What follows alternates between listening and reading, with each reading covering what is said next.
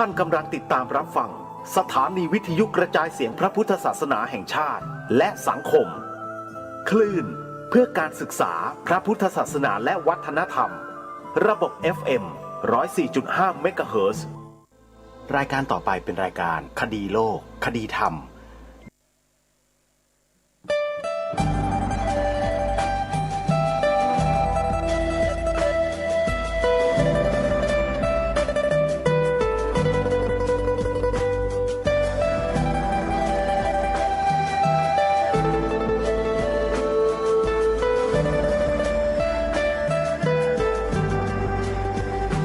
กล้าคิด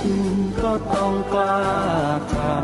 ำอย่ากลัวถ้าทำความดีเป็นศึกษาปัญหาให้ทันท่วงทีเมืองไทยจะพัฒนากว่านี้รายการดีๆคดีโลกคดีธรรมขอรำพันบรรยายความคิดเครื่องหมายแห่งสีทั้งสามงามถนัดขาวคือบริสุทธิ์สีสวัสดิ์หมายพระไตรรัตน์และธรรมะคุ้มจิตไทยแดงคือโลหิตเราใสซึ่งยอมสละได้เพื่อรักษาชาติศาสนาน้ำเงินคือสีโสภาอันจอมประชาถ้าโปรดเป็นของส่วนองค์จับริ้วเข้าเป็นไตรรงค์จึงเป็นสีธงที่รักแห่งเราชาวไทยทหารอวตารนำไปยงยุทธวิชัยวิชิตก็ชูเกียรติสยามประเทศไทยที่เจริญมั่นคงมาได้จนถึงทุกวันนี้มิได้เกิดขึ้นจากความหวาดกลัวอย่างคลาดเขลาแต่บรรพบุรุษไทยของเราทุกยุคทุกสมัยล้วนแต่มีความกล้าหาญและชาญฉลาดปกป้องเอกราชสร้างชาติให้เกิดความมั่นคงโดยมีธงแห่งพระไตรรัตน์เป็นเครื่องนำชัยจึงเป็นที่มาที่ไปของรายการคดีโลกคดีธรรมกล้าคิดก็ต้องกล้าทำอย่ากลัวถ้าทำความดีเร่งศึกษาปัญหาให้ทันท่วงทีเมืองไทยจะพัฒนากว่านี้รายการดีๆคดีโลกคดีธรรมรายการดีๆคดีโลกคดีธรรม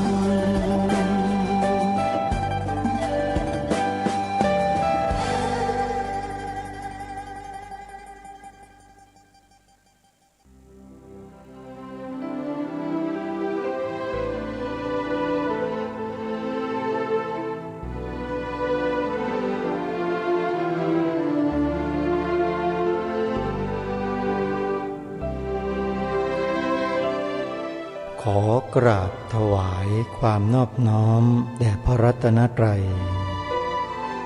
ถวายความเคารพพระมหาเถระพระเถรานุเถระทุกท่านขอความสุขความเจริญในธรรม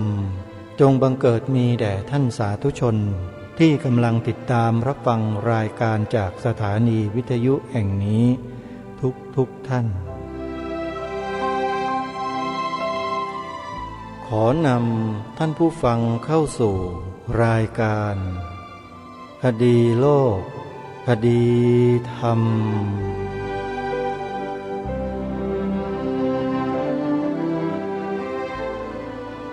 พบกันวันนี้วันแรม13 ค่ำเดือน 8วันนี้ตรงกับวันศุกร์ที่ 6 สิงหาคมพระพุทธศักราช 2564 รายการคดีโลกคดีธรรมมาพบกับท่านผู้ฟังเป็นปกติทุกวันจันทร์ถึงวันศุกร์และวันเสาร์อาทิตย์ทางสถานีวิทยุแห่งนี้ท่านผู้ฟังสามารถดาวน์โหลดแอปพลิเคชันเพื่อติดตามรับฟังรายการนี้ได้เป็นประจำทุกวันแอปพลิเคชันที่ชื่อว่าสมาพันธ์สื่อวิทยุพระพุทธศาสนาอาเซียนบอกให้ผู้อื่นดาวน์โห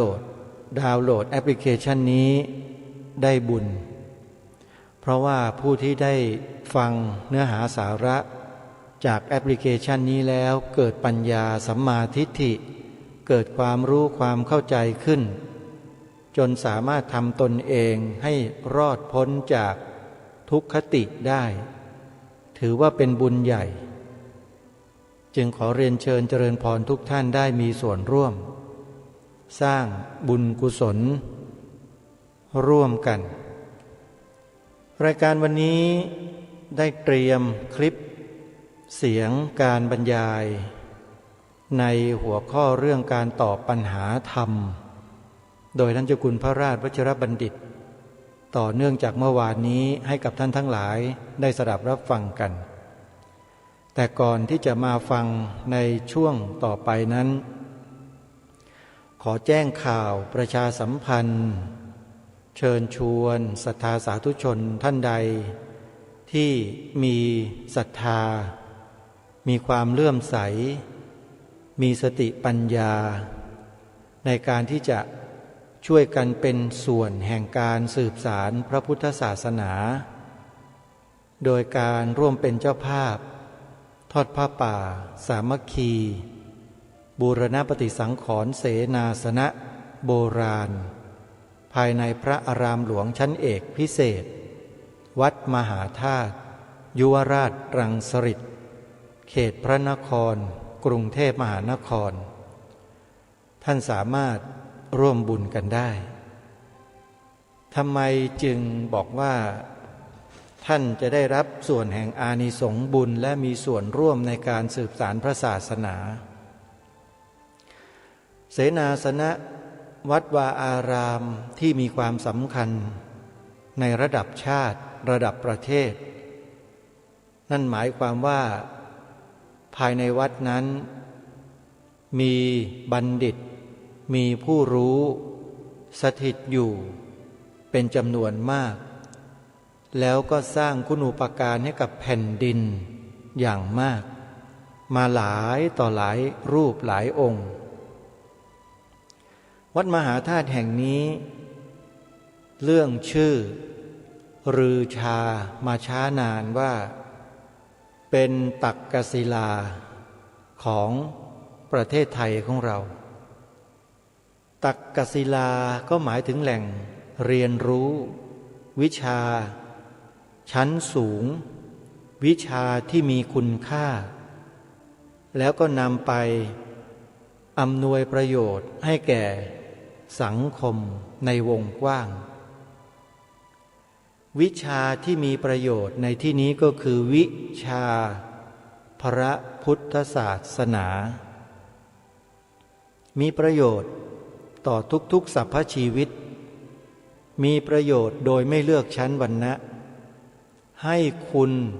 ต่อผู้อื่นและตัวเองโดยส่วนเดียวไม่มีโทษใดๆทั้งสิ้นแต่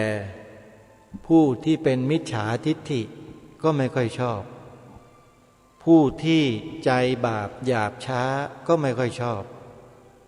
จะปฏิเสธพระพุทธศาสนาในแง่มุมต่างๆตลอดมาแม้แต่เรื่องการบัญญัติให้พระพุทธศาสนาเป็นศาสนาประจำชาติไทยไว้ในกฎหมายรัฐธรรมนูญก็ตามก็จะมีคนประเภทนี้คอยต่อต้านคัดค้านอยู่ทั้งที่ศาสนาพุทธนั้นมีคุณต่อตนเองต่อพวกที่ต่อต้านมาโดยตลอดตระกูลของเขา ชาติกำเนิดของเขาโคตรของเขาได้รับประโยชน์จากพระพุทธศาสนามาทั้งนั้นเลยแต่คนเหล่านี้มองไม่เห็นและก็ไม่สนใจหรือเห็นแต่ไม่สนใจไปสนใจสิ่งอื่น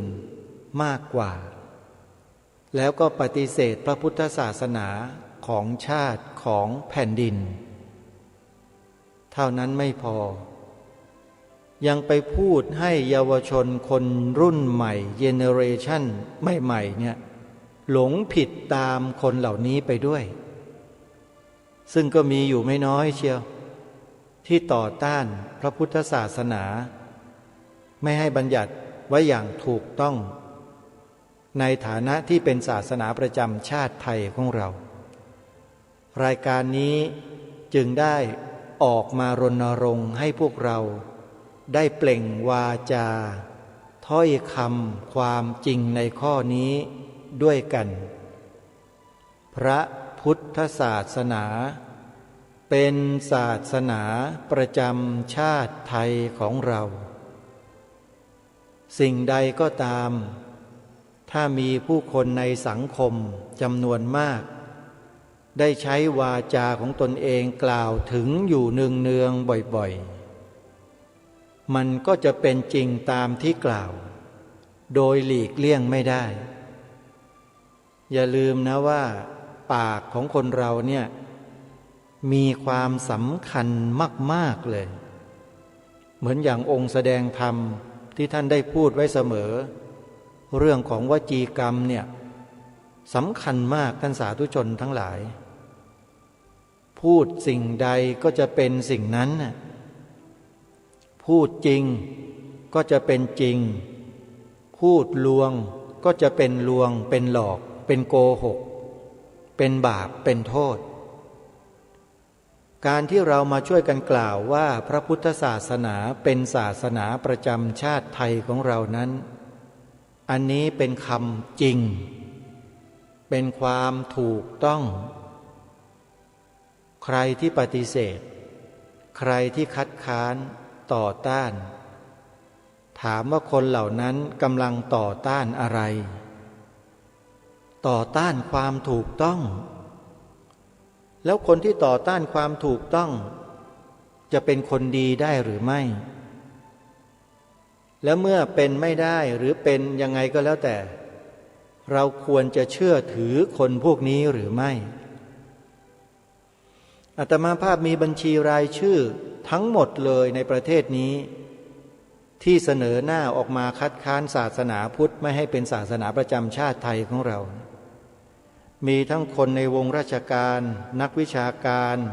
ทหารตำรวจพลเรือนประชาชนทั่วไปดารานักร้องนักแสดงนักวาทศิลป์สสสวมีทั้งนั้นเลยมีชื่อหมดนะแล้วหลักฐานถูกบันทึกไว้ในรัฐสภาในการอภิปรายเรื่องนี้ซึ่งอาตมาภาพก็ได้รวบรวมไว้เป็นเอกสารมีคนเขาถอดความออกมาชื่อนั้นชื่อนี้ชื่อโน้นชื่ออะไรต่างๆมีหมดทั้งชื่อทั้งนามสกุลทั้งโคดมีทั้งนั้นเลยโคดในที่นี้ก็คือนามสกุลโยมอย่าหมายถึงโคดทั้งตระกูลไม่ใช่นะโคดแปลว่านามสกุลชื่อนี้นามสกุลนี้หรือชื่อนี้โคดนี้มีนี่แหละคนเหล่านี้แหละอาตมาภาพคิดว่าน่าจะเป็นขบวนการเดียวกันที่กำลังต่อต้านศาสนาพุทธที่กำลังจะล้มสถาบันพระมหากษัตริย์ของเราอาตมาภาพกล้าพูดเพราะสถาบันพระมหากษัตริย์กับสถาบันพระพุทธศาสนานั้นเป็นเนื้อเดียวกันใครต่อต้านพระพุทธศาสนาใครคิดจะล้มพระพุทธศาสนาในประเทศไทยเท่ากับว่าผู้นั้นก็จะล้มสถาบันพระมหากษัตริย์ของเราด้วยกล้าพูดตรงๆจริงๆเลยศึกษามาหมดแล้วท่านสาธุชนที่กล่าวว่าสถาบันพระมหากษัตริย์กับสถาบันพระพุทธศาสนาเป็นเนื้อเดียวกันก็เพราะอะไรเพราะพระมหากษัตริย์ทรงเป็นผ พุทธมามกะเป็นเนื้อเดียวกันไหมเป็นเพราะฉะนั้นคำพูดที่พูดเมื่อสักครู่นี้ไม่ผิดใช่ไหมล่ะไม่ผิดโยมพูดยังไงก็ถูกด้วยเหตุนี้เองรายการคดีโลกคดีธรรมจึงมาเชิญชวนพวกเราท่านทั้งหลายช่วยปกปักรักษาสถาบันสูงสุดของชาติ2 สถาบันเมื่อ2 สถาบันนี้มั่นคงสถาบันที่3ก็มั่นคงเองจะไปไหนไม่ได้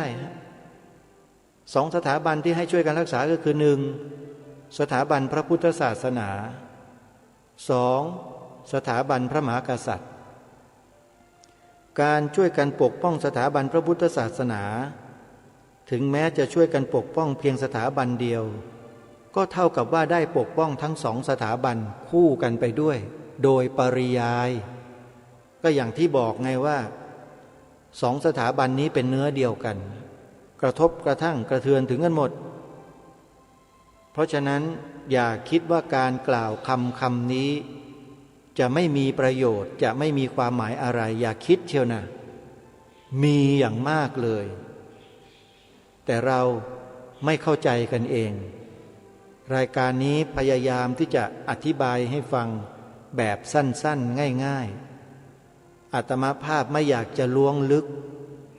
ไม่อยากจะรื้ออะไรขึ้นมามากกว่านี้โยมเพียงแค่นี้ก็เป็นการสรุปที่ชัดเจนอยู่แล้วขอให้พวกเรามั่นใจเถอะจากประสบการณ์ที่อาตมาภาพผ่านมา40 กว่าปีที่อยู่ณตรงนี้นะโยมที่เกี่ยวข้องกับเรื่องพวกนี้เกี่ยวข้องกับวัดกับวาเกี่ยวกับพระพุทธศาสนาเนี่ย40 กว่าปีไม่ใช่เล็กๆน้อยๆเพราะฉะนั้นตรงนี้จึง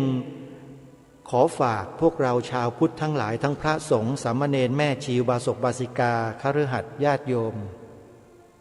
ต้องช่วยกันอย่าแต่พูดเฉยๆคิดเฉยๆต้องทำฮะ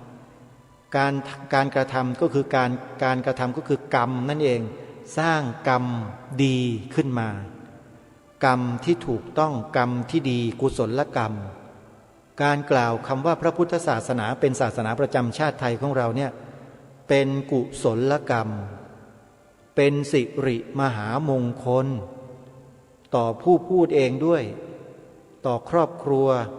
ต่อชุมชนหมู่บ้านตำบลอำเภอจังหวัดและประเทศชาติบ้านเมืองหรือแม้แต่กระทั่งโลกของเราด้วยกล่าวเถอะพูดเถอะแล้วสิ่งเนี้ยจะทำประโยชน์หรือก่อประโยชน์เกิดขึ้นกับชาติบ้านเมืองของเรามากมายทีเดียวแล้วเราก็ยังคงยืนยันอยู่ร่ำไปว่าประเทศไทยของเรามีพระพุทธศาสนาเป็นศาสนาประจำชาติไทยของเราแล้วต้องได้บัญญัติไว้โดยกฎหมายให้ถูกต้องถ้าใครคัดค้านต่อต้านท่านผู้ฟังไปตีความกันเองว่าคนพวกนั้นเป็นคนประเภทไหนกลุ่มใดเผลอจะเข้าข่ายกลุ่มเดียวกันกับที่อปพส.กำลังนำเสนออยู่ตอนนี้ด้วยไม่แน่นะเพราะอะไรเพราะแนวคิดแล้วทิศทางการกระทำนะมันแนวเดียวกันลองพิจารณาศึกษาดูให้ดีๆเถอะใครที่ยังไม่เคยฟังอปพส.เข้าไปใน YouTube แล้วพิมพ์อักษรไทย4 ตัวอักษรไทย4 ตัวพยัญชนะ4 ตัวโยมพิมพ์ยากไหมจดไว้นะออ่างปอปลาพอพานสอเสืออปอพอสอใน YouTube แล้วเปิดดูกันให้ทุกคลิปเลยเปิดดูเถอะแล้วจะรู้เองรายการนี้บอกได้เท่านี้แต่ถ้าท่านไม่ได้ฟังแล้วท่านมาเถียงอาตมาภาพผู้ดำเนินรายการหรือใครก็ตามไม่ได้ฟังไม่ได้เรียนรู้ไม่ได้ดูข้อมูลแล้วก็มาเถียงมาตอบโต้อะไรต่างๆระวังให้ดีนะ เดี๋ยวจะตกบันไดพลอยโจรแล้วจะตกบันไดพลอยโจรก็คือเดี๋ยวจะกลายเป็นพวกโจรไปโดยไม่รู้ตัวนะจะบอกให้รายการนี้เป็นรายการที่ปรารถนาดีหวังดีต่อส่วนรวมไม่ได้ส่วนบุคคลใดคนใดคนหนึ่งหรือใครกลุ่มใดทั้งนั้นเพราะทำหน้าที่ทำเพื่อประโยชน์ส่วนรวมส่วนประโยชน์ส่วนตนนั้นเก็บเกี่ยวกันเองเลยนำสาระนำธรรมะนำสิ่งที่เป็นประโยชน์มาเปิดให้พวกเราก็เก็บกันให้เต็มที่อย่างวันนี้ก็จะนำมาเสนอเช่นเคยเหมือนกันแต่ก็ขอเกริ่นขอเริ่มต้นด้วยภาษาของคดีโลกคดีธรรมผ่านไปแล้วเมื่อสักครู่นี้นิดนึงแล้วก็ขอเชิญชวนศรัทธาสาธุชนทั้งหลายถ้าต้องการให้อาตมาภาพเนี่ยมีกำลังใจในการทำงานเพื่อส่วนรวมต่อไปนะโยมท่านใดพอมีกำลังนะช่วยอาตมาภาพซ่อมกุฏิหรือเสนาสนะโบราณหลังนี้ให้แล้วเสร็จโดยการสนับสนุนทำบุญในกองทุนตามกำลังศรัทธาก็แล้วกันทอดผ้าป่าสามัคคีบูรณปฏิสังขรณ์เสนาสนะโบราณซึ่งเป็นเสนาสนะของพระอารามหลวงชั้นเอกพิเศษไม่ใช่ธรรมดานะโยมวัดมหาธาตุยุวราชรังสฤษเนี่ยมีฐานะที่สูงที่สุด1 ใน 6วัดของประเทศและของโลกเพราะมีความสำคัญอย่างยิ่งยวดสำคัญอย่างไรเดี๋ยวจะเล่าประวัติให้ฟังในภายหลังแต่ตอนนี้เวลามันเหลืออีกแค่2 วันเท่านั้นเองก็จะทอดผ้าป่าแล้วโยมถ้าใครพลาดโอกาสนี้ไปก็หมดโอกาสแล้วนะอาตมาจะไม่พูดไม่ประกาศอีกหลังจากทอดผ้าป่าเสร็จในวันอาทิตย์นี้คือวันอาทิตย์ที่8 สิงหาคมอีก2 วันที่จะถึงเนี่ยใครที่จะร่วมบุญโยมสนับสนุนให้อาตมาภาพมีกำลังที่จะอยู่ต่อไปทำหน้าที่ต่อไปนี่เลยเสนาสนะที่อาตมาภาพกำลังซ่อมอยู่เนี่ยหลังใหญ่มากอาตมาไม่มีกำลังพอหรอกก็ต้องอาศัยศรัทธาสาธุชนได้ช่วยกันแล้วทำแล้วไม่ได้ไปไหนนะก็เป็นของวัดของพระอารามหลวงชั้นเอกพิเศษแห่งนี้แหละคนรุ่นต่อไปก็มาอยู่มาดูแลกันต่อก็แค่นั้นเองยิ่งช่วงนี้ช่วงโควิด-19 ระบาดรุนแรงด้วยทำบุญกันไว้เถอะเชื่ออาตมาภาพโยมนะใครที่สนใจนะโยมเตรียมจดไว้จะบอกเบอร์บัญชีธนาคารให้โอนเข้ามาทำบุญกันแล้วก็จดเบอร์โทรศัพท์ไว้ท่านสามารถทำบุญทอดผ้าป่าออนไลน์ได้เหลืออีก2 วันเท่านั้นนะโยมนะโดยโอนปัจจัยเข้ามาที่ธนาคารไทยพาณิชย์สาขาบางลำพูเลขบัญชี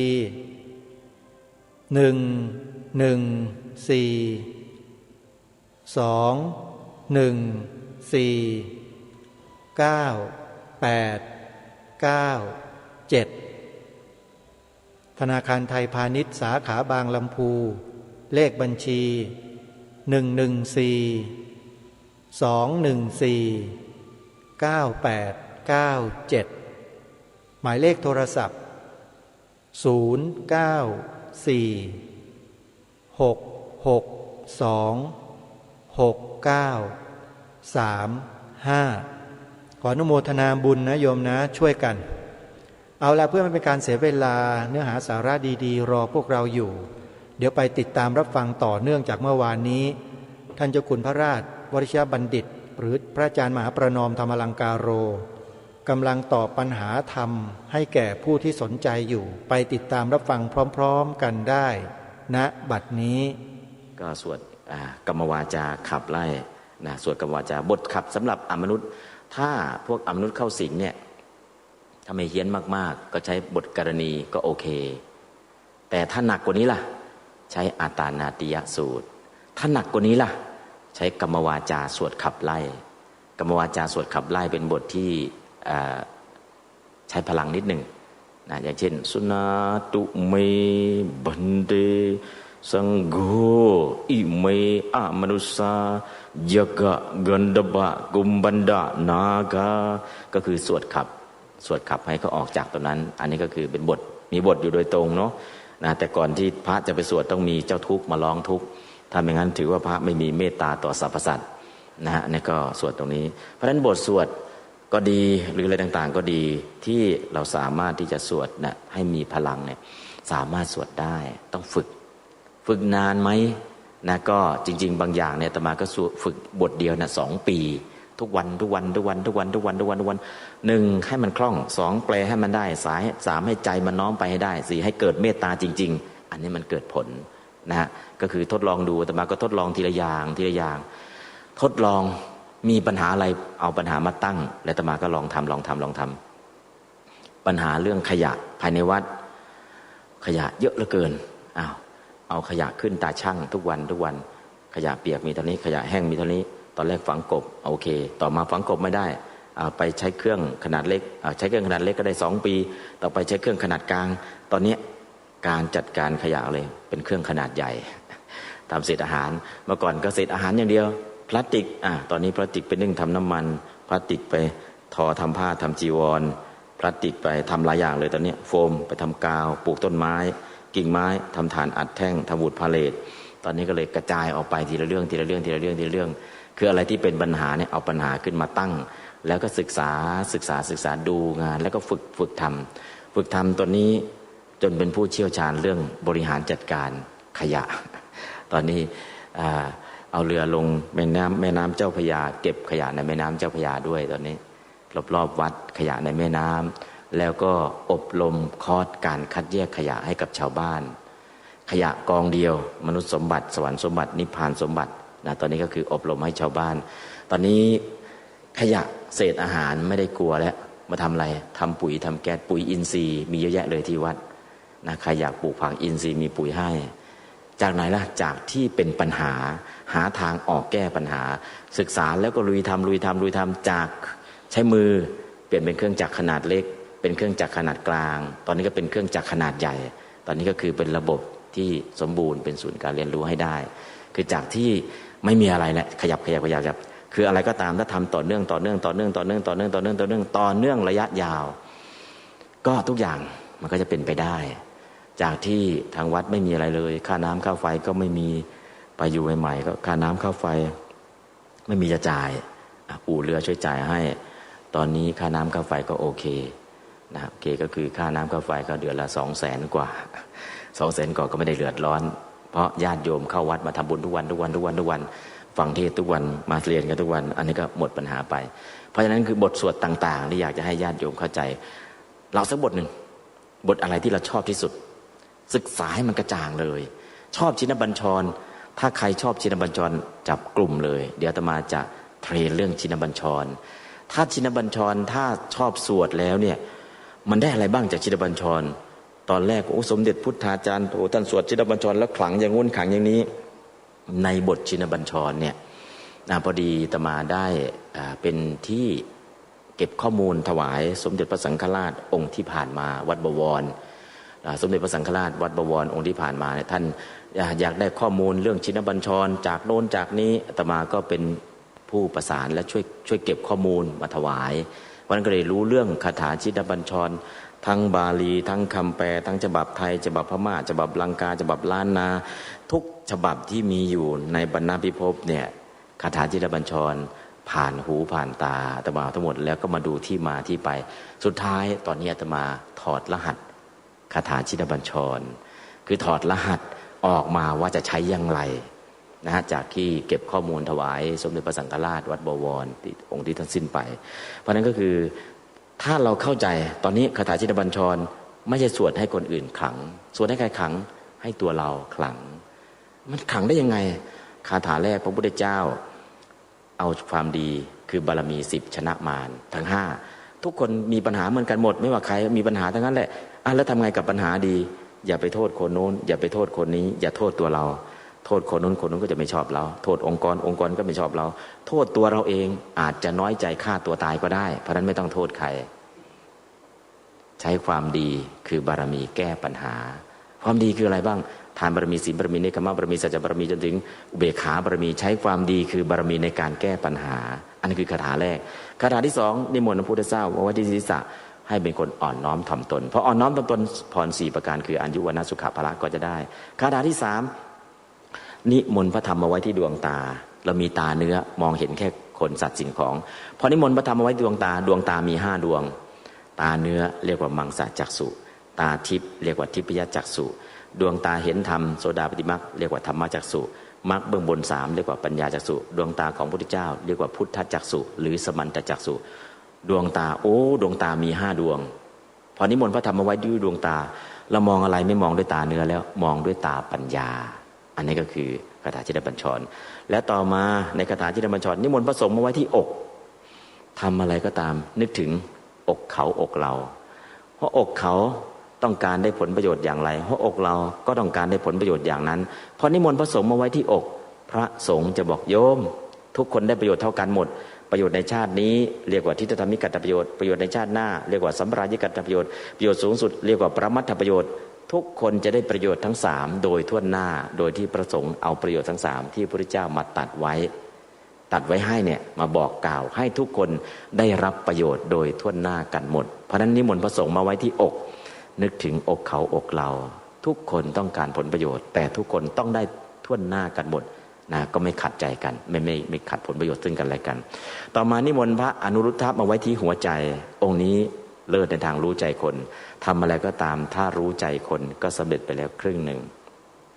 นิมนต์พระอานนท์พระลาหุนมาไว้หูข้างขวา2รูปนี้เลิศทางการศึกษาพอนิมนต์2รูปนี้มาไว้หูข้างขวาจะทำให้เราเป็นคนใฝ่เรียนรู้ตลอดชีวิตนิมนต์พระมหานามะมหากัสสปะ2รูปนี้ไว้หูข้างซ้าย2รูปนี้ฟังอะไรก็ตามมีจิตคิดลงมือทำทันทีมีจิตคิดลงมือทำทันทีแบบที่แลนด์มาร์คก็ทำเนี่ยฟังปุ๊บลงมือทำปั๊บเลย2รูปนี้พระมหานามะมหากัสสปะฟังปุ๊บลงมือทำปั๊บเกิดอะไรขึ้นก็เห็นผลที่เรายังไม่เห็นผลสักทีคือเรายังไม่ลงมือทำสักทีฟังดีไหมดีศึกษามาเยอะเลยปริญญาได้หลายใบแต่ยังไม่เคยทำอะไรทักอย่างหนึ่งแล้วจะเห็นผลไม่เห็นผลเพราะฉะนั้นมหานามะกับพระมหากัสสปะ2รูปนี้ฟังอะไรก็ตามลงมือทำมีจิตคิดลงมือทำมีจิตคิดลงมือทำพอมีจิตคิดลงมือทำนั่นแหละเห็นผลเพราะฉะนั้นนิมนต์2รูปนี้มาไว้หูข้างซ้ายทำให้เราเป็นคนว่านอนสอนง่ายนิมนต์พระกุมารกัสสปะไว้ที่ปากองค์นี้เลิศในการแสดงธรรมพูดสิ่งที่ลึกทำให้ตื้นพูดสิ่งที่ยากทำให้ง่ายพูดแล้วบัวไม่ช้ำน้ำไม่ขุ่นเพราะฉะนั้นนิมนต์เอาไว้ที่ปากจะเป็นเอกขึ้นมาทันทีนิมนต์พระนันทะพระอุบาลีพระปุณณะพระศรีวลีพระองคุลิมานมาไว้ที่หน้าผากพระปุณณะกล้าเผชิญปัญหายิ้มสู้ปัญหาพระองคุลิมานกล้าทำกล้ารับพระนันทะมองอะไรไม่ติดลบพระอุบาลีมองคนอย่างตรงไปตรงมาไม่มีรับลมคมในพระศรีวลีหน้าชื่นตาบานยิ้มแย้มแจ่มใสตลอดเพราะฉะนั้นนิมนต์5องค์ไว้ที่หน้าผากเป็นเบญจภาคีจะเป็นคนหน้าซื่อใจตรงกล้าทำกล้ารับยิ้มสู้ปัญหาไม่มีรับลมคมในอันนี้คือหน้าผากของเรานะแล้วก็ท้ายทอยนิมนต์พระโกณฑัญญะมาไว้ด้านหลังจะตั้งใครเป็นที่ปรึกษาหาคนที่มีความรู้มีประสบการณ์สูงแล้วก็ชิงลงมือทำก่อนพระอัญญาโกณฑัญญะชิงลงมือทำก่อนยังไงจะทำอะไรก็ตามอหังปฐมังอหังข้าพเจ้าจะปฐมังจะลงมือทำเป็นคนที่1พออหังปฐมังเนี่ยตื่นก็ตื่นเป็นคนที่1ทำงานก็ทำเป็นคนที่1อหังปฐมังพออหังปฐมังแล้วฉันทะวิริยะจิตตวิมังสาคืออิทธิบาททั้ง4มันจะมาพร้อมสำหรับคนที่จิตคิดว่าอหังปฐมังอหังปฐมังอหังปฐมังอันนั้นคือพระอัญญาโกณฑัญญะเพราะฉะนั้นท่านทำอะไรทำก่อนใครทั้งหมดท่านก็อธิษฐานด้วยอานิสงส์ที่ข้าพเจ้าทำอะไรทำก่อนใครทั้งหมดขอให้ข้าพเจ้าได้ดวงตาเห็นธรรมก่อนใครทั้งหมดในบรรดาสาวกทั้งปวงพันปัญจวัคคีย์5รูปฟังเทศพร้อมกันแต่ได้ดวงตาเห็นธรรมเพียงองค์เดียวคือพระอัญญาโกณฑัญญะเพราะทำอะไรก็ตามอหังปฐมังอหังปฐมังนะอันนี้ก็คือนิมนต์ท่านมาไว้ท้ายถอยมีประสบการณ์สูงแต่ทุกอย่างลงมือทำก่อนไม่รอช้าแล้วก็นิมนต์พระโสภิตามาไว้ท้ายทอยองค์นี้ชอบ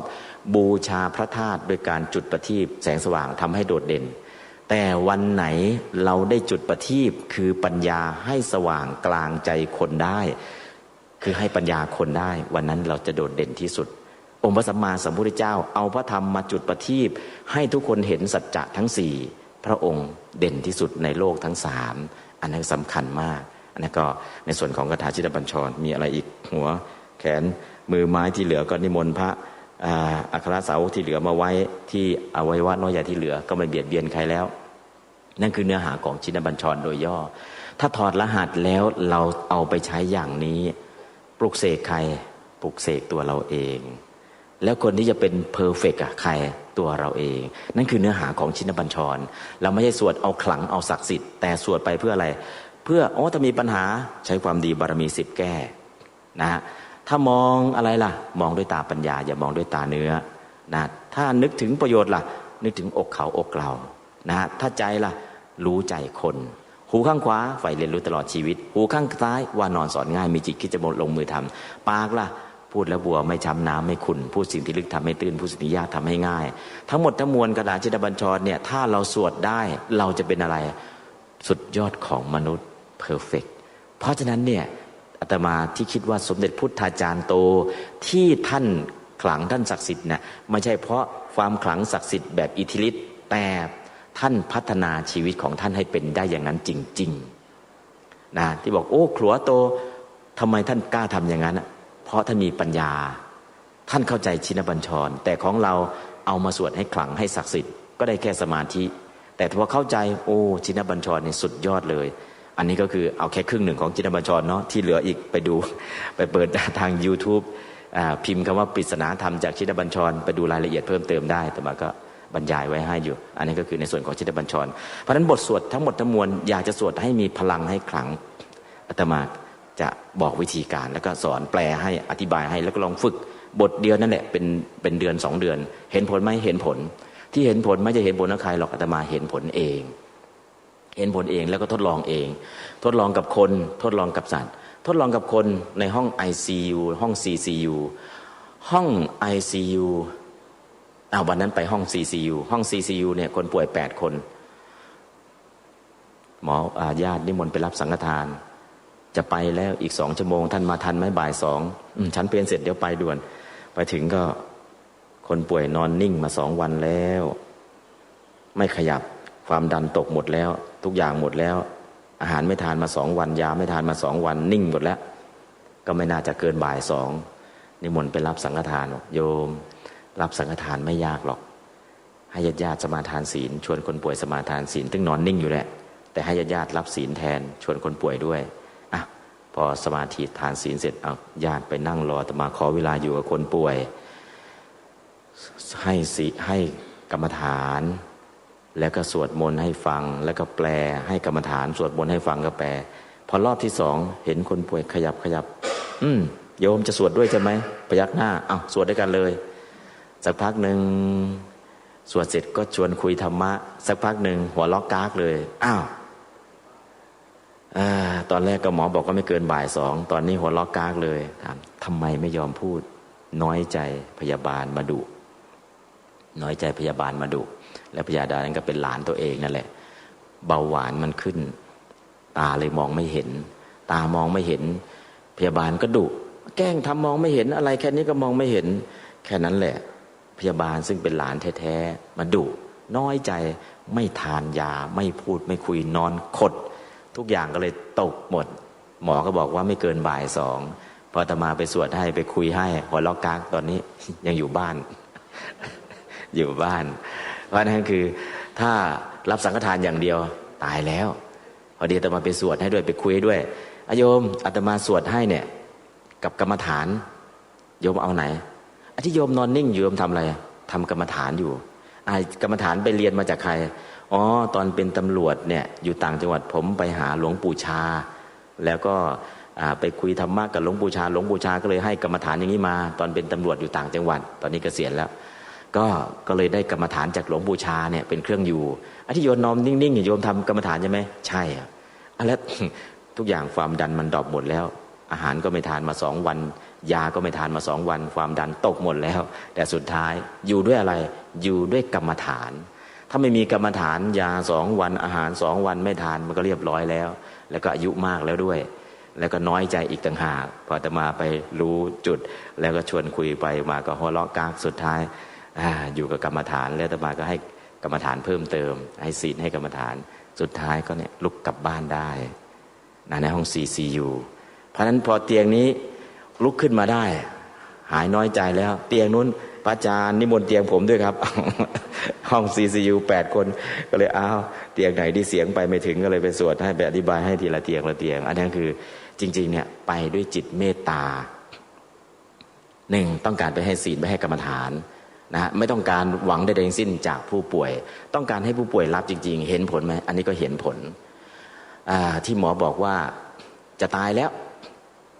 คือทั้งหมอทั้งญาติเนี่ยเตรียมวัดแล้ว101ประมาณ10 คนที่จะมาไปช่วยแล้วกลับบ้านได้ก็คือเข้าไปในห้อง ICU นั่นแหละบางครั้งเข้าไปห้องปลอดเชื้อแล้วท่านจะเข้ายังไงก็สวมชุดนั่นแหละชุดปลอดเชื้อเนี่ยเอาชุดปลอดเชื้อมาคุมจีวรแล้วก็เข้าไปอย่างนั้นแหละเข้าไปก็เห็นหน้าเป็นพระเฉพาะจีวรหน่อยหนึ่งนอกนั้นก็ไปสวดนะเพราะนั้นก็คือไปให้ศีลให้กรรมฐานแล้วก็สวดถามว่าเห็นผลไหมเห็นผลบางรายเนี่ยกำลังสวดจะไปแน่นอนในบางรายสวดแล้วเกิดอะไรขึ้นน้ำหูน้ำตาไหลอิ่มนอนยิ้มอยู่หลับสบายเนาะนอนยิ้มสักพักหนึ่งไปดูจอมอนิเตอร์ดับหมดแล้วแต่คนป่วยยังนอนยิ้มอยู่คือเขาได้ฟังแล้วก็เกิดปีติพอเกิดปีติก็ไปแบบที่นอนยิ้มเหมือนคนนอนหลับตอนแรกอาตมาคิดว่ายังไม่ไป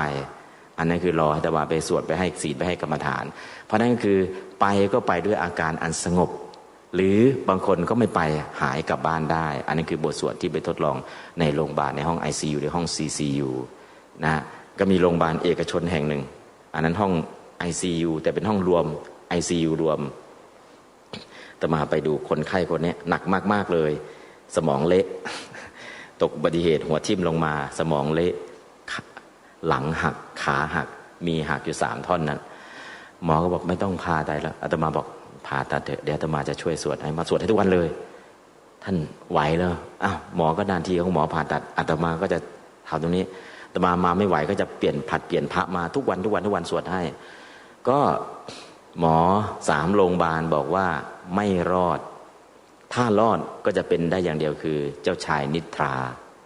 แต่อาตมาก็บอกคุณหมอขออาตมาทดลองดูเนาะฝึกมานานแล้วก็อยากจะช่วยคนป่วยจริงๆเปิดโอกาสให้อาตมาหมอก็บอกเอาได้ถ้าท่านอยากจะทดลองก็เอาเลยหมอก็ทำการผ่าตัดสมองข้างนี้ผ่าตัดแล้วไม่ฟื้นดูอีกข้างนี้เลือดข้างในข้างนี้แล้วก็ผ่าอีกก็ไม่ฟื้นอยู่ในห้อง ICU เนี่ย10 วันพอหลังจากนั้นฟื้นเสร็จแล้วภาษากับตลปัดแล้วก็สวดต่อให้ศีลให้กรรมฐานต่อจนภาษาเป็นปกติแล้วก็ผ่าหลังหลังกระดูกติดกันนะได้แล้วก็ขาแล้วก็ผ่าตัด3 ครั้งคนเดียวหมอบอกไม่มีทางรอดหมอจากตากสินหมอจากราชบุรณะหมอจากศิริราชหมอ3 โรงพยาบาลทหารเรือด้วยถามดูหมอบอกเคสนี้ไม่มีทางรอดแต่อาตมาขอศึกษาขอเป็นกรณีศึกษาไปอยู่กับคนป่วยจนกว่าถ้าตายก็ไม่เป็นไรอาตมาก็จะอยู่จนนาทีสุดท้ายแต่ถ้ารอดก็คือรอดแต่ตายก็หมายความว่าอาตมาช่วยเขาไปสู่สุคตินั่นแหละถ้าเขาไม่รอดคือเขาไปสู่สุคติแน่นอนปรากฏว่า2 เดือนเต็มอาตมาต้องไปโรงพยาบาลเช้าเย็นถ้าไปไม่ได้องค์นี้ไปแทนองค์นี้ไปแทนนะผลัดเปลี่ยนหมุนเวียนไปเช้าเย็นปรากฏว่าผ่าสมอง2 ครั้งรอดผ่าหลังนะหลังหักแล้วด้วยรอดผ่าขาง่ายขาหักก็รอดง่ายๆแต่หลังยากหน่อยกับสมอง2 ข้างหมอสมองบอกว่าหมอไม่รอดเพราะมันช้ำหมดนั่นก็ใช้เวลา2 เดือนเต็มสวดแบบที่ทุ่มเทจุดทั้งบาลีทั้งคำแปลแล้วก็ไม่ใช่องค์เดียวเอาพระไปช่วยด้วยช่วยสวดที่ไหนในห้อง ICU ไปทุกครั้งคือเข้าห้อง ICU อันนี้คือทดลองดู2 เดือนเต็มคนป่วยกลับบ้านได้ อันนี้ก็คือเคสที่ทดลองแล้วก็ทุ่มเทให้จริงๆคือไปสวด2 เดือนเนี่ยไปเองทั้งหมดค่ารถค่าน้ำมันไม่ได้ขอจากที่ใครแล้วก็ไปสวดไปให้ศีลให้กรรมฐานให้ศีลให้กรรมฐานให้ศีลให้กรรมฐานก็อยากทดลองดูที่ไปด้วยจิตเมตตาแล้วก็ลุยทำจริงจังจะเห็นผลไหมทุกวันเลยเห็นผล อันนี้คือทดลองเคสที่ตกจากที่สูงหัวทิ่มลงมาสมองเละหมอบอกไม่ต้องผ่าตัดไม่ต้องรักษาหรอกเตรียมวัดเลยแต่ว่าบอกขอศึกษาสักคนนะตอนนี้ก็โอเคก็หายเป็นปกตินะเพราะนั้นก็คือธรรมะเนี่ยจริงๆถ้าทดลองใช้ลองทำต่อเนื่องเห็นผลไหมเห็นผลแต่ก่อนจะเห็นผลใช้เวลาไหมใช้เวลาทำด้วยใจใช้เวลาต้องเข้าใจต่อเนื่องนะนี่ก็คือทดลองดูกับคนก็เห็นผลกับสัตว์ก็เห็นผลนะครับถ้าธรรมะของพระพุทธเจ้าทุกอย่างพิสูจน์แต่ละอย่างพิสูจน์แล้วเห็นผลนะพิสูจน์แล้วเห็นผลอันนี้ก็คือสิ่งที่สามารถพิสูจน์ได้นะก็ไม่จะเกินวิสัยที่เราจะทำได้เพราะฉะนั้นให้ทำทีละเรื่องเรื่องเดียวบางทีจะมาทำเป็น7 เดือนบทเดียวกลับไปกลับมาถามว่าทำไมสวดขนาดนี้ให้มันคล่องทำไมต้องแปลด้วยต้องเข้าใจความหมายต้องน้อมจิตเข้าไปคือเรื่องเดิมนั่นแหละหมุนกลับไปอย่างเช่นกรณีหรือขันธปริตวิรูปะเกหิเมตังเอราปเทหิเมสัพยาปุตเตหิเมตังกันหาโกตมะเกหิจาอปาตะเกหิเมตังดุวิปาตะเกหิเมจตุปเตหิเมตังบุปเตหิเมมามังอปาตะโกหิงสิมามังหิงสิดุวิปาตะโกมามังจตุปโตหิงสิมามังหิงสิบุปโตสัพเพสัตตาสัพเพปนาสัพเพปุตตาจักเกวราสัพเพปัตรานิปัสสันตุมากินจิปาปะมาคมะอัปมาโนพุทโธปมาโนธัมโมปมาโนสังโฆปมาณวันตานิสิริงสปานิอาหิวิจิกาสัตปฏิกุณนาภิสรโภมุสิกากตาเมราขากตาเมปริตาปฏิกมันตุภูตานิโสหังนโมภะคะวะโตนะโมสัตตนังสัมมาสัมพุทธานังสวดให้มันคล่องให้ไม่ได้ทำนองแล้วก็ใจเราน้อมไปในความหมายของบทสวดแล้วก็หลายๆรอบเห็นผลไหมเห็นผลเพราะนั้นก็คือบทสวดต่างๆนะมีคำแปลที่น่าสนใจแล้วก็ทดลองแล้วเห็นผลอาตมาก็ทดลองเองเนาะไม่ไปทดลองใครเราทดลองกับคนใกล้ชิดกับคนป่วยกับสัตว์เดรัจฉานแล้วก็ทดลองกับตัวอาตมาเองทดลองแล้วเห็นผลแต่ให้ขอทำทีละอย่างต่อเนื่องให้มันเกิดทักษะจริงๆนะทักษะจริงๆจะเอาสักบทใดบทหนึ่งถ้าชอบบทใดบทนั้นเลยเอาลุยกันเป็นปีนะอันนี้ก็ถ้าลุยเป็นปีเห็นผลไหมเห็นผลต่อมาเป็นคนไทยไปอยู่ที่พม่าขึ้นโต้วาทีที่พม่าอาตมาเอาชนะคนพม่าได้เขียนเรียงความแข่งคนพม่าระดับม.ปลายเขียนเรียงความเอเซเป็นภาษาพม่าด้วยภาษาอังกฤษด้วยเขียนเรียงความ2 ภาษาปรากฏว่าอาตมาได้ที่2ภาษาอังกฤษก็ได้ภาษาพม่าก็ได้เขียนเรียงความแต่ขึ้นโต้วาทีสามารถโต้เอาชนะคนพม่าได้โต้ด้วยภาษาพม่านี่แหละแล้วก็ได้ออกทีวีที่พม่าเป็นพระต่างชาติที่สามารถโต้วาทีเอาชนะคนพม่าได้อ้าวแต่ว่าเป็นใครเป็นคนไทยแล้วพม่าล่ะฝึกบ่อยๆมันก็คล่องภาษาต่างๆฝึกบ่อยๆก็คล่องเพราะฉะนั้นถ้าอยู่ที่พม่าถ้าไม่เปิดเผยตัวไม่มีใครรู้เลยว่าเป็นคนไทยเข้าใจว่าเป็นพม่านะครับอาตมาไปทุกจังหวัดของพม่าไปทุกหัวละแหงของพม่านู้นจะไข่ที่ฆ่ากันอยู่อาตมาก็เคยไปอยู่ตรงนั้นน่ะเคยไปอยู่นะไปทุกที่ทุกคนทุกแห่งเพราะฉะนั้นก็คือฝึกการฝึกมา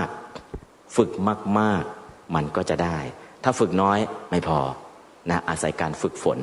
นะฝึกฝนแล้วก็ทุกอย่างมันก็เป็นไปได้ด้วยดีนะถ้าไม่ฝึกล่ะถ้าไม่ฝึกอาตมาถามพระเคยสวดตอนแรกสวดนะโม10,000 จบถามพระลังกาท่านสวดกี่จบเนี่ยให้จิตสมาธิพระลังกาก็ยกมานิ้วหนึ่งเท่าไหร่100,000สวด100,000 จบอาตมาบอกสาธุยอมอาตมาเคยสวดสูงจุดเนี่ย10,000 จบแล้วก็เราสวดมากแล้ว10,000 จบเนี่ยพอถามพระลังกาท่านบอกท่านสวด100,000 จบยอมท่านนะฮะเพราะเมื่อก่อนสมัยนู้นปี2021เนี่ยทุกบททุกตัวหนังสือที่เรียนธรรมะตั้งแต่นักธรรมตรีอาจจะมาจะท่องให้จบแล้วก็ทวน 1,000 เที่ยวหนังสือทั้งหมดที่ท่องได้แล้วทวน 1,000 เที่ยว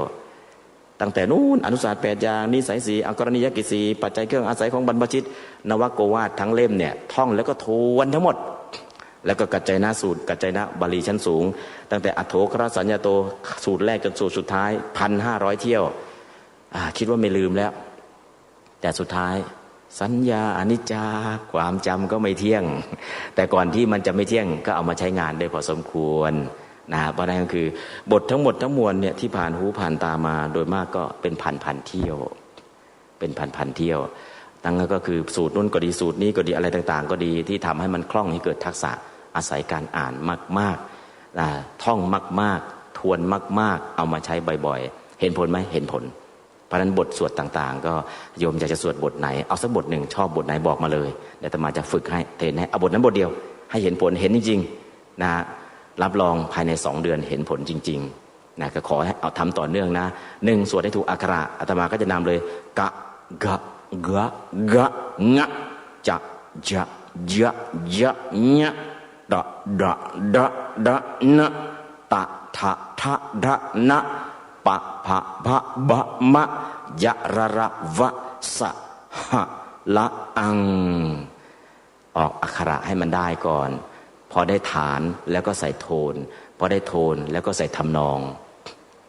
ฐานโทนทำนองได้ครบมันก็จะเพราะด้วยได้พลังด้วยนะความหมายได้ด้วยทุกอย่างก็มีพลังขึ้นมาเจริญพร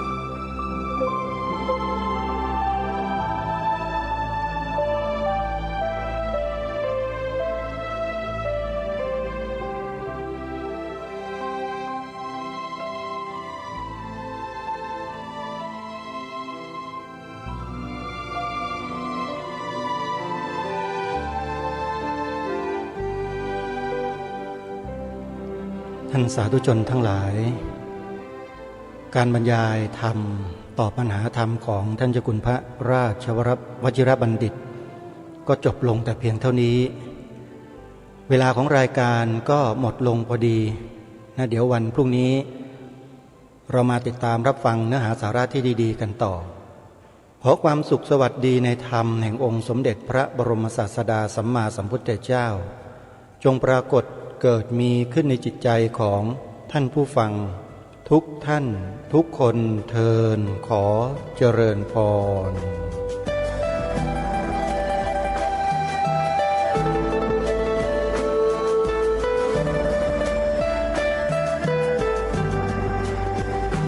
กล้าคิดก็ต้องกล้าทำอย่ากลัวถ้าทำความ